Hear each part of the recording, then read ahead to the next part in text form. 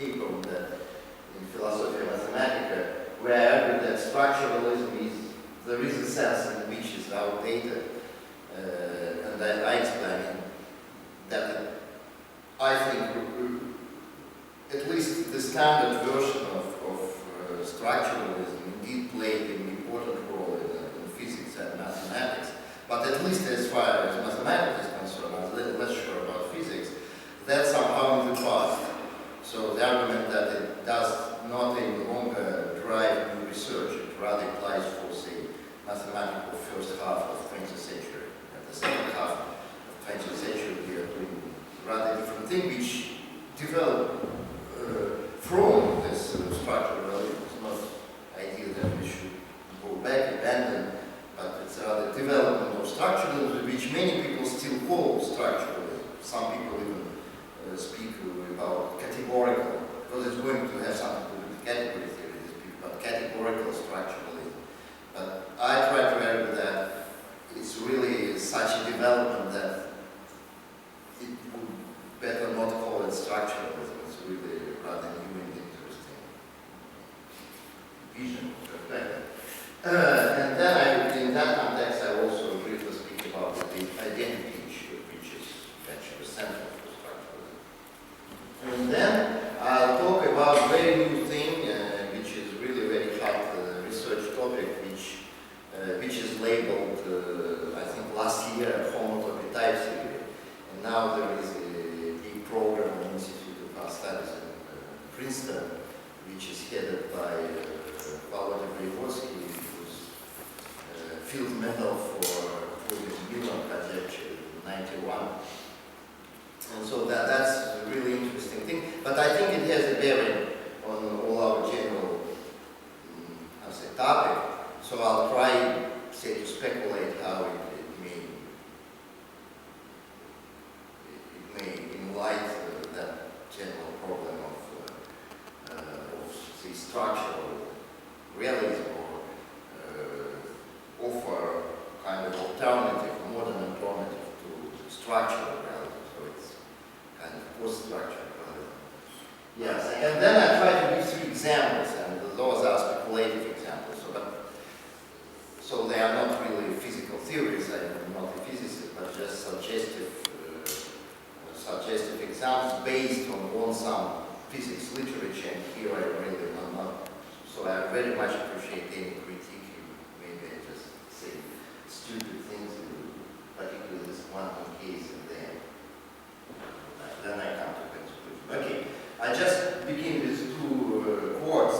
And first comes from Michael Friedman. It's actually a rather commonplace, at least in this tradition of dialectical materialism, emphasizing the role of Kant, and I think that's absolutely correct thing to do. So I'll just try to say it again after Friedman. And what he says that the relationship between the pure intellectual concepts of metaphysics and the world of phenomena has been reinterpreted by Kant in a profoundly radical fashion. Pure intellectual concepts no longer characterize an underlying reality situated at a deeper and more fundamental level than the phenomena themselves. On the contrary, such concepts can acquire relation to an object, and I just add this question mark, and reality, in the first place only by being realized and schematized at the phenomenal level. And it is this radical reinterpretation of the relationship between metaphysics and the phenomena that comes through this is of great with Leibniz and Wolff and metaphysical tradition. And that's commonplace, but I just once again emphasize that. And that's a quote from, I think, very important paper by Cassira, which is why it was not translated to any other language, called Kant and Quantum Mathematics. So, and I think he gave a very valuable perspective for development of mathematics and physical philosophy of those subjects, maybe at the first place, which unfortunately in the 20th century, I think, was very poorly developed. And so he says, that's about Kantian principle according to which our concept should be sourced from intuition, which was very much radicalized by people like Russell and so on. He would say, okay, we should forget about that. That is completely outdated, abstract mathematics, etc. But what Cassidy says here, I think, it's not of course about, how to say, to be orthodox Kantian, not at all, but I think that's good sense one can make of Kant, and I am not even speaking about what Kant himself, it's more historical task, which I am not pursuing here. So he says, the Kantian principle according to which our concepts should be sourced from intuitions means that they should be sourced from the mathematical physics and should prove effective in this field. Logical and mathematical concepts must no longer produce instruments for building metaphysical worlds of thought. Their proper function and their proper application lies only within the empirical science itself. So, in a sense, all that dominating in 20th century philosophy, that mathematics creates kind of big space of possible worlds where, for some mystical reason, just then one is picked as corresponding to our actual physical world. I think that that's really, I say, Cassidy rightly criticizes at that point, and absolutely rightly he bases his argument on Kant, just for dismissing this argument. And just again, without going to this historical discussion, I still would like to mention that there was something could be called revival in the physical 20th century, and the idea according to which logic and mathematics provides a spectrum of conceptual possibilities from which empirical observations pick up on a view, once again became common, and creates this problem of allegedly unreasonable effectiveness of mathematics, which, how to say, if we take this Cassidy Kantian perspective as completely artificial problem, it simply does not exist. Even if the new metaphysics attempt to avoid dogmatism by trying to be descriptive, I think it's Strawson first introduced this term, it tends to follow the traditional Aristotelian pattern of logical analysis of everyday language rather than the Kantian model of philosophical critique of contemporary mathematical latent empirical science. But that's mention. And so, and still we are talking now about realism, and here I will try to make clear what somehow distinguish between, say, metaphysical realism in the sense of, say, scholastic philosophy or big part of analytic philosophy of 20th century. Still, I would like to emphasize that critical philosophy discerns the notion of objectivity and closely related notion of object group. So object is roughly a thing, an entity that possesses objective properties. So critical philosophy discerns that notion from that of reality. And the view according to which scientific objectivity implies reality, which is kind of natural position of working physicists, I assume, is known as scientific reality.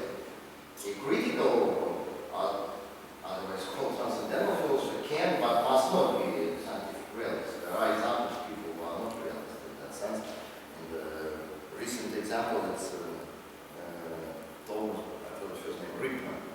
For example, he claims himself to be idealist in a very classical way. Is still applying very much modern scientific concept.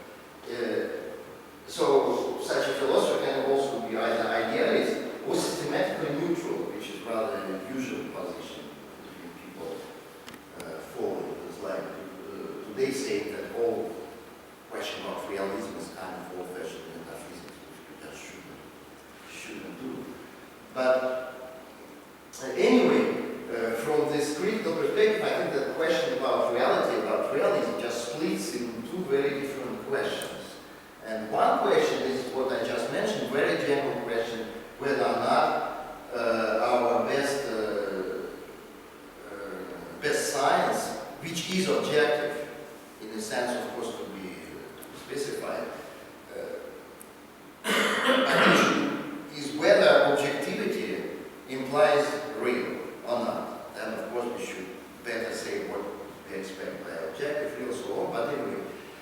And another issue is, makes sense that this other issue only if the scientific realism is granted, so we still accept that best science says something about real. And then we have a lot of questions about specific question about what in a given discipline is objective and hence real, and what qualifies as an object and as an entity. And I think that that actually structural realism belongs to this second category. So it somehow oscillates between people who oppose this critical perspective, like Steve French, for example, right, who believe that this critical transcendental philosophy is really the wrong way to go, and people who, like Tianza, actually follows that critical project, but being realist. Of course, scientific realism is fully compatible with critical thinking in Kantian sense. This critical thinking may try to avoid realism, so there is here a separate issue, but of course they are compatible. And still I remark that this question of objectivity can be also discussed independently from realism. So people like Rodin, for example, other may, for example, discuss the whole structure of structure without engaging themselves into this realism debate. But as Katya already told, that structuralism, as far as you can see, focuses on the specific question about roles of structures. And so crucial question seems to be really interesting and important. What objectivity and objectivity are or can be in today's science, in our modern physics, of course. Yeah, I would like also to mention, and I'm referring to the slide, that special thing about structuralism, that it actually, this coupling of objectivity and objectivity somehow broke in realism. So there are a lot of theories defending this objectifying role of structure, mostly in terms of invariance through some transformation. But at the same time, many people say structures are not objects.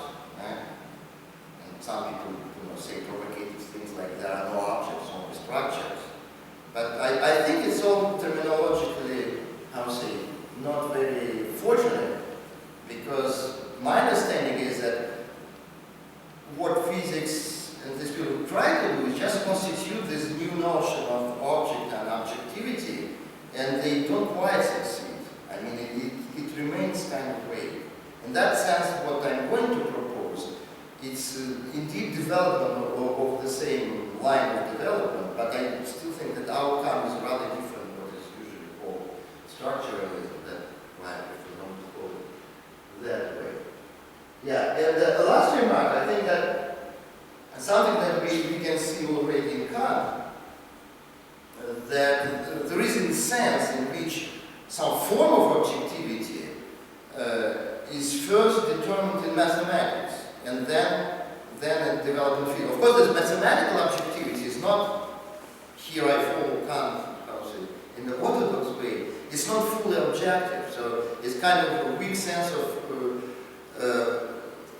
objectivity and objectivity in which mathematical results and mathematical objects are objective. It's a weaker sense. It works, it's 100% objective when it's applied to physics. Kant tried to say, even of course I think he understood the difficulty, that all mathematics, roughly speaking, applies to physics, otherwise it's not mathematics at all. That's maybe too strong, of course, right? We have a lot of mathematics which does not apply to physics. But still roughly, I think of course a more accurate historical study could be in order here. Just immediate examples, if you take Newtonian physics, for example, one which Kant based his critical analysis, then it would not be Euclidean geometry, of course, it's sort of claimed, because if you carefully study Euclid, it's very different, but that's kind of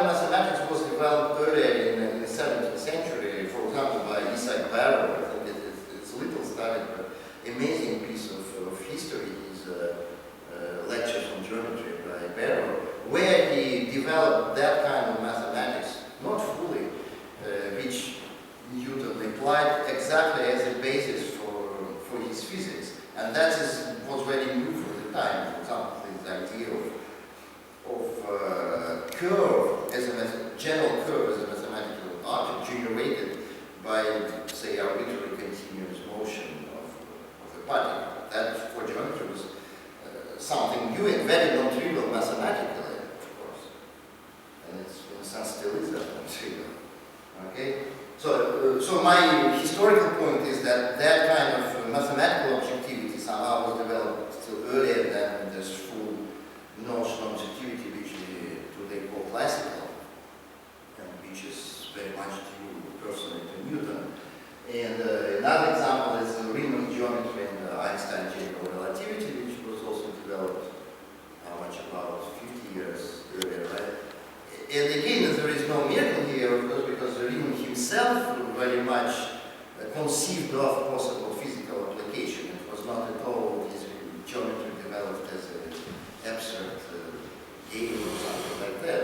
So there are very interesting proposals by Riemann, even in his famous memoir, Habilitation, concerning possible physical sense and application of his then very new notion of what we call today differential Riemannian manifold.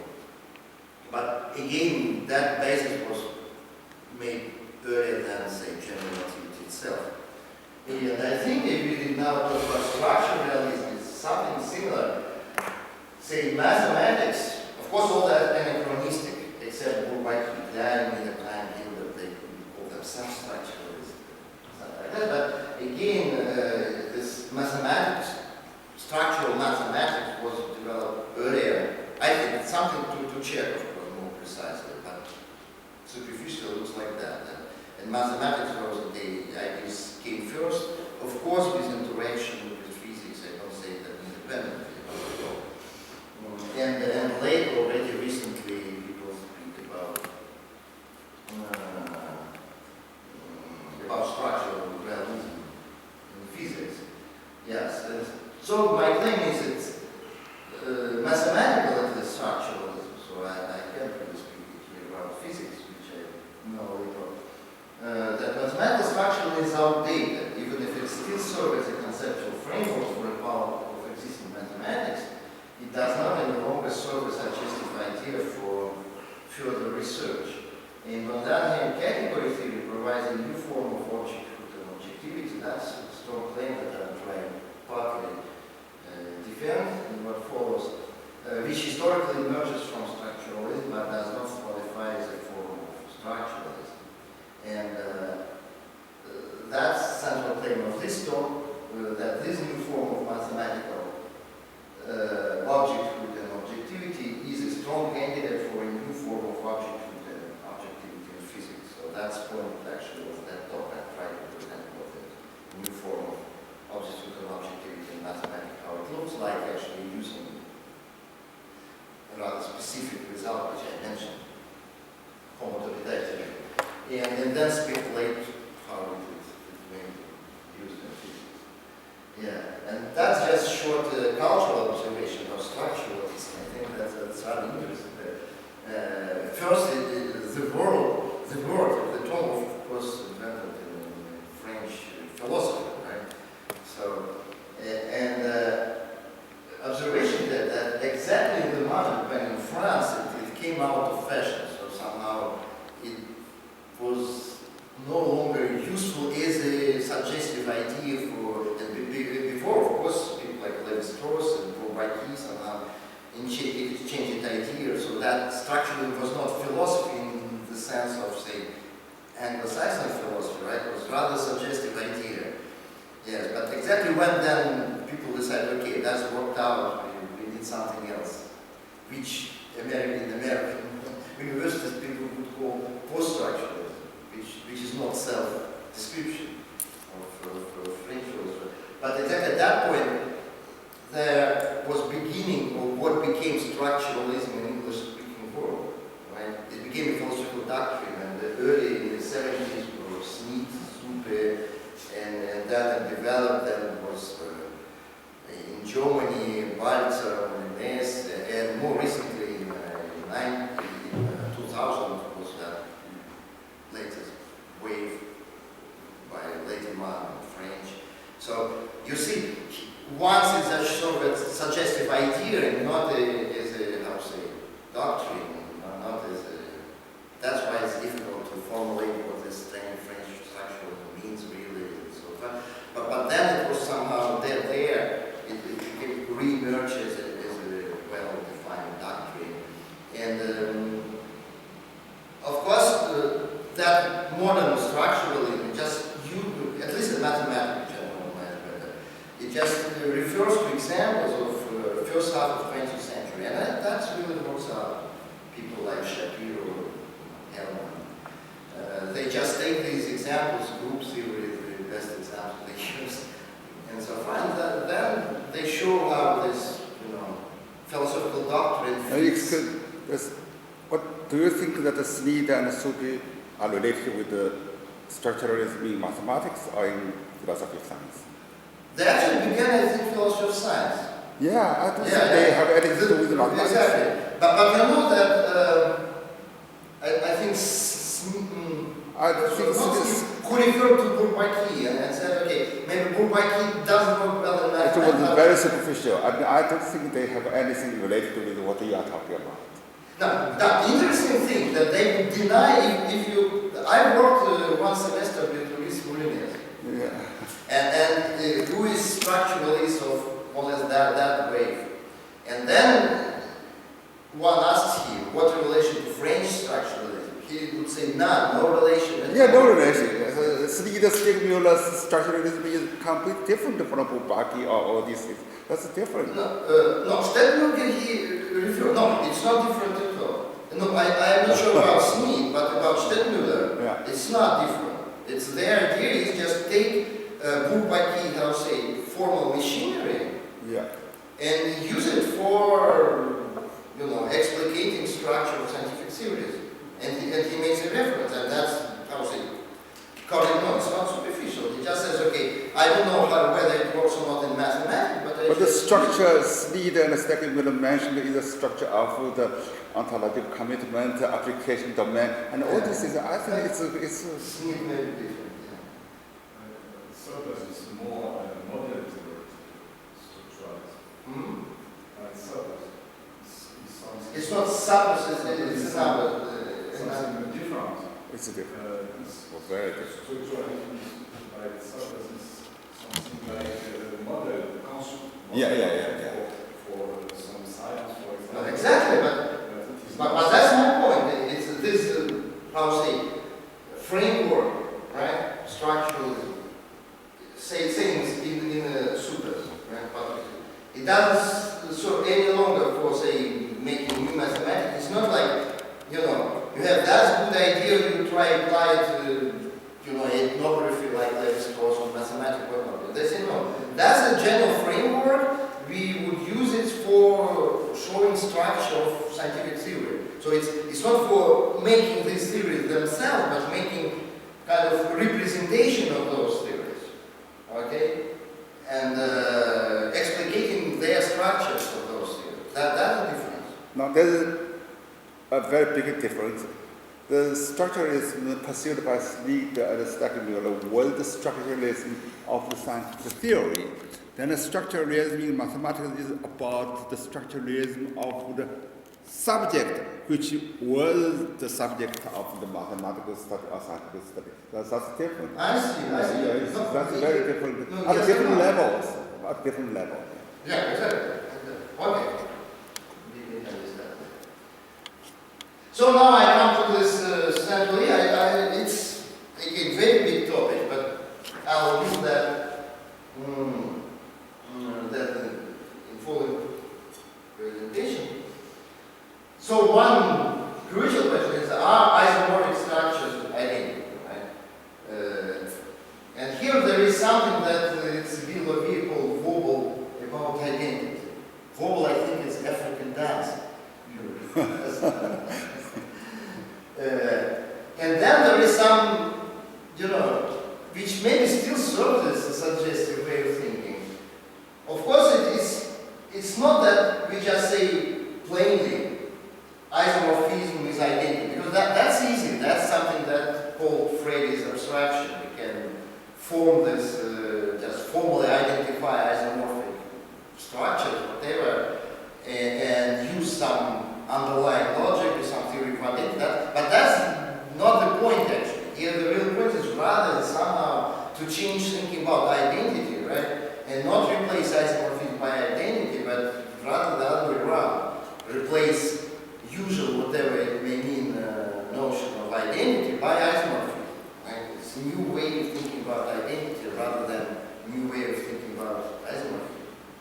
Yeah. But I think that it's exactly a symptom that in the structural mathematics the objecthood is not properly fixed. Structures have objective and invariant. What does Robert Nozick just wrote a book explaining how you can account for objectivity in terms of structural invariance for some group of transformation. But at the same time, so this notion of objectivity somehow not fixed but dealt with, right? And that's something, for example, what Mark mentioned, that really comes from physics. And physics, again, rather, I would say first from Emmy Noether, for example. Yes, but there is no good sense in which structures are objects, right? There is all the notion of object, which is still somehow around, and which goes along with the notion of structure. So here people make some hand waving, say, okay, there are objects, but they, Hellman, for example, speaks about systems and structures. This is structures are instantiated by concrete systems and so on. So there is some notion of object, of structure, but they're not really put together. So what really happens with identity is somehow remains unclear. And that comes to give a bit, again, a powerful trend just to dismiss this Kantian notion of object, which is transcendental. Object is transcendental in the sense that object is something constructed, right? According to universal rules, which universal is some appropriate sense, which provides us objectivity, scientific objectivity. And that's rather replaced by the idea just equate notion of object with that of logical individual. That's something, again, what can argue explicitly. And as far I didn't make a really historical research, but I noticed in both Sun and Frege, who uses Gegenstand interchangeably with individual. Yes, and of course Russell Parsons in recent book and so on. And that's, you can see, for example, in Steve French, where objectivity and object are just set apart. They say object is easier, there is no big issue, that's just an individual, a thing. You know, that's it. Yeah. And so some way out is suggested by category theory. And the idea is to consider isomorphism as a transformation rather than relation. And actually, even if we think about isomorphism as a relation, like being isomorphic, right? We say two structures are isomorphic if there is an isomorphism. And when I say replace relation by transformation, that means that we just should look particular transformation, particular isomorphism, not just saying they exist. Because that's we just, we don't see the whole picture, we see very little of this picture. And I'll demonstrate that. Relation is also in favor. The category of relations. That's all, yeah, but that's different thing. When people say things are isomorphic and then use some primitive notion of relation as a predicate, as a part of what they would call underlying logic. And of course, if you construe relation as a category, that's completely different. You can capture the properties of relation inside the category of relation. Right. But that's a very different approach. And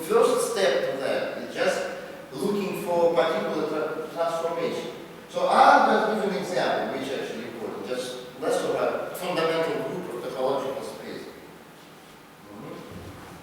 So I just remind what is the fundamental group. Here we have we pick up just base point, arbitrary point, then we make loops around this point, and we identify those loops which are homotopy, which you can continuously transform one into another. Okay, and then we combine those loops, and that gives us group operations. So we have a group, then we prove that it does not depend on the choice of base point. So it just characterize topology of your topological space. And now, what this categorification is people mount. That's classical, say, structural concept. Of course, two such groups are isomorphic, it's the same group. That's trivial. But first step is actually, instead of just picking up one point and then proving that it doesn't matter which you took, right? You just look at all points and all paths between points, right? And so you get something that's called group point. That means that your operation is only partial. If you have set of such paths, right? If they are loops, they all come to the same point, so you may compose them all. And if here are paths between different pair of points, you can compose them only if the end of one just coincides with the beginning of the other. Otherwise, they are not composable. And that's what called a category. Actually, here is specific because we count paths as an inversible morphism, right? So it's a category where all morphisms are isomorphism. And we have group, categorically speaking, is a category with just one object and a lot of morphisms, all of which are isomorphism. Right? That means that the elements of group are invertible. Group point is like a group, except we have a lot of objects and a lot of morphisms between them, all of which are again isomorphism. Actually, non-trivial thing which really breaks structuralism is when they become non-invertible, but I would not speak about that today. So that's one group. Now there is another very important thing, because I said they are composable, but in fact they are composable only up to homotopy. And that's again for structural thinking, they say, cool, that's up to homotopy, that's how we should think about structure. But here the next step of categorization. Instead of saying up to homotopy, let's look at those homotopies precisely. Just pick all of them, somehow try to describe space of homotopies. Homotopies, almost the same thing as a path. Because what is a path? A path is actually embedding of, say, unit interval. Just think about a line into your space. Now, homotopy of two paths. This is something like that. That's transformation of one path to another path, where the ends coincide, and that we can describe as actually embedding of a square into the same space. So path is a homotopy 1 of level 1, and homotopy, which is usually called path homotopy, is homotopy of level 2. Right? So we introduce those homotopies explicitly and making what is called two-groupoid, which is two categories such that all morphisms are still isomorphism, always isomorphism in that talk. But again, we get the same problem. To make everything commuting, we would need to think of those homotopies up to homotopy of the second level, up to 3 homotopies. Yeah. And so we may continue and make up what's called omega groupoids. Right? So we have all this tower of homotopies indefinitely. And there is something which is normally called Rodin conjecture, which says that structure actually precisely describes what is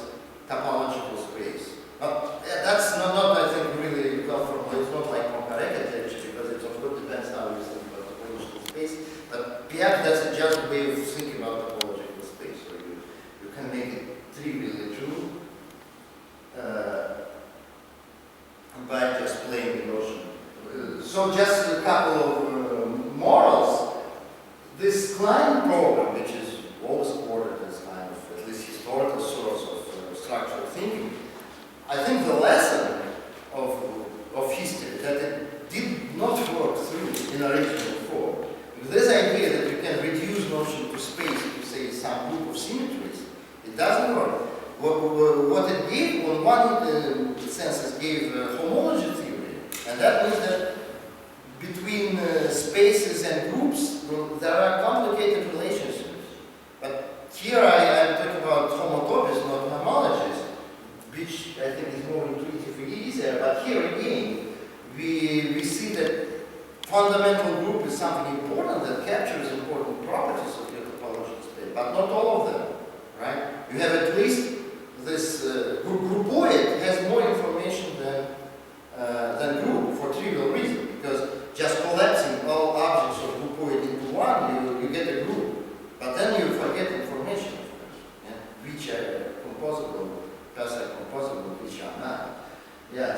And category theory has been described very beginning with this paper, famous paper by MacLean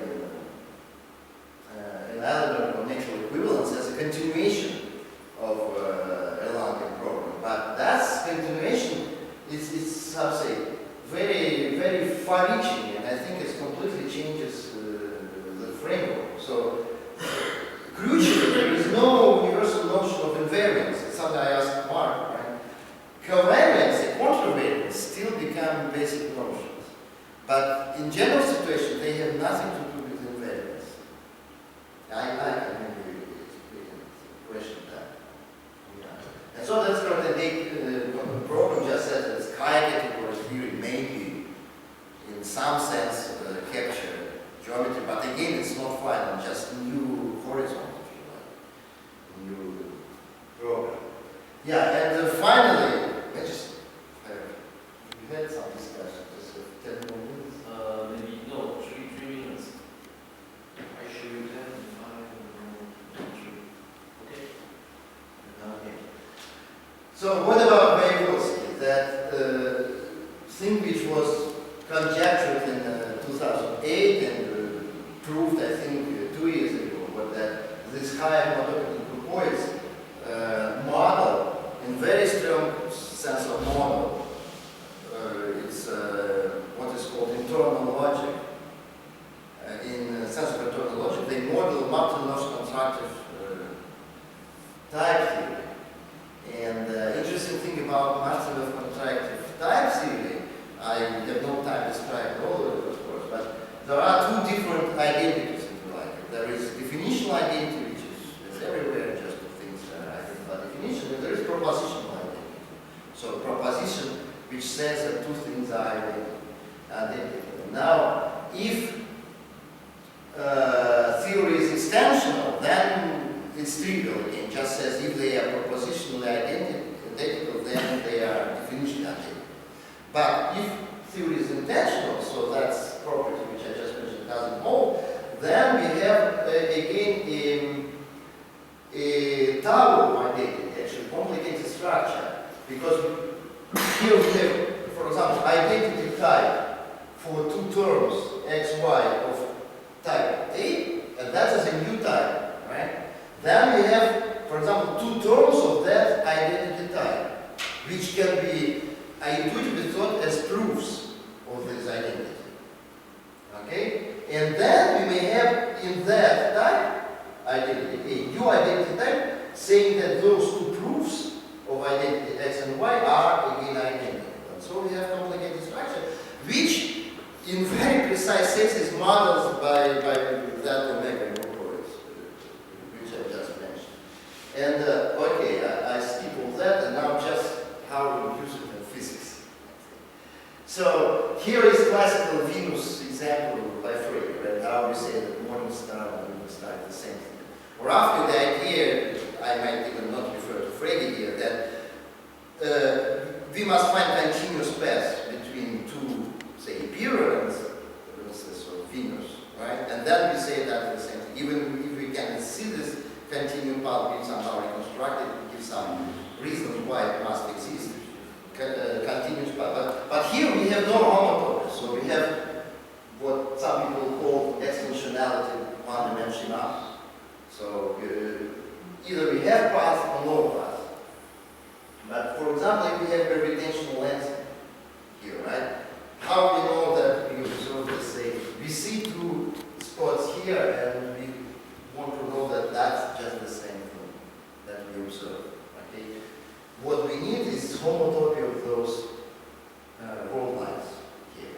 But if we have a wormhole, right? So we get other homotopy types.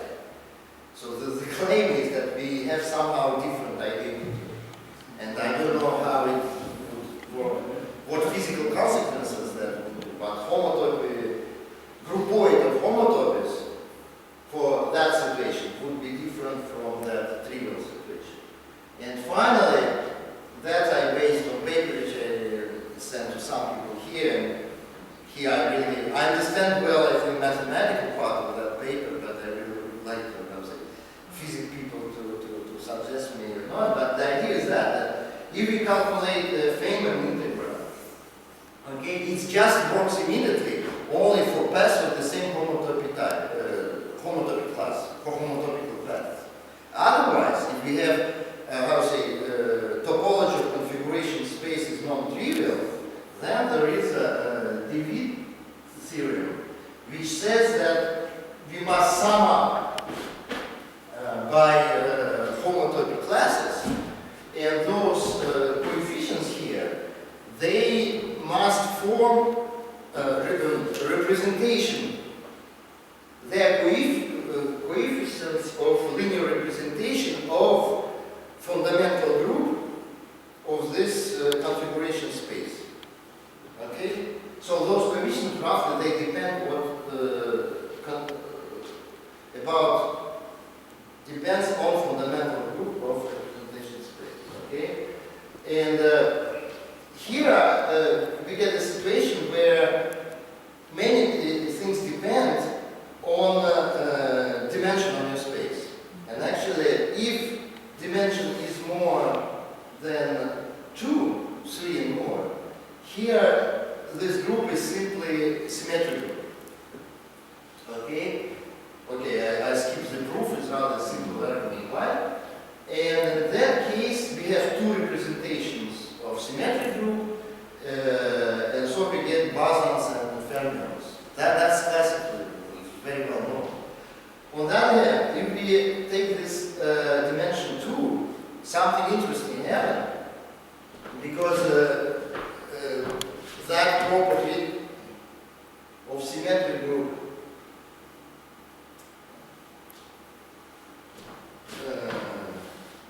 is no longer, so just switching two things twice, if symmetric group we get identity, right? So that is the same thing. And in dimension 2, for topological reasons, it doesn't work, and we have a break group. And the break group, it's like if I have two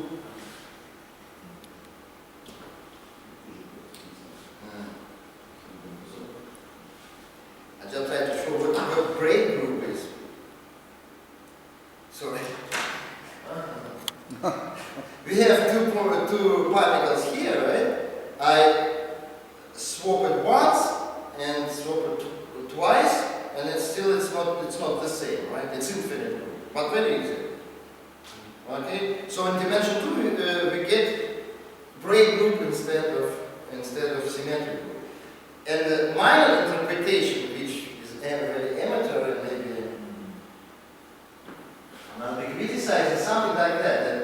It's all about so-called indistinguishability of particles. But the thing is that they can be indistinguishable in different ways. And in well-known cases, there are two ways they are distinguishable, one of which called baryons and another called mesons. Bosons, sorry, and fermions.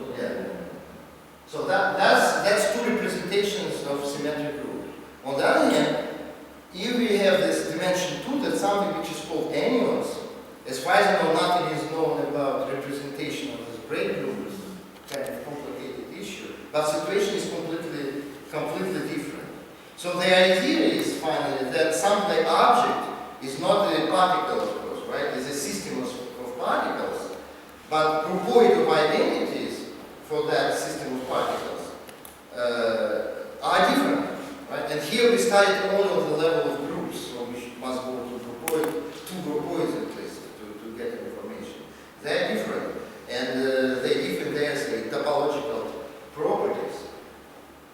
So, coming back, okay, I just come to the conclusion. We have something like that Martinov's type theory provides a formal syntax, right? How we can work with object. Homotopy theory provides intuitive content, and category theoretical machinery provides kind of link, which in Kantian terms would be called a schema. And so somebody may say that's really good notion of structure, maybe, but it's so different from any talk about, placeholders and stuff like that, that I think it would be rather confusing, so better not to call it structure. And conclusion, so now if, and that's very big if, of course, as I put it, homotopy theory really manages to account for the physical space-time. So you take the Newtonian view of absolute space-time. That's a very, very big if. Then it may give some useful sense of objectivity and reality, so that homotopy type theory would be kind of interesting transcendental logic. I wouldn't say the transcendental logic, but just one transcendental logic. So you use a very classical view of the space-time points to individuate the quantum object.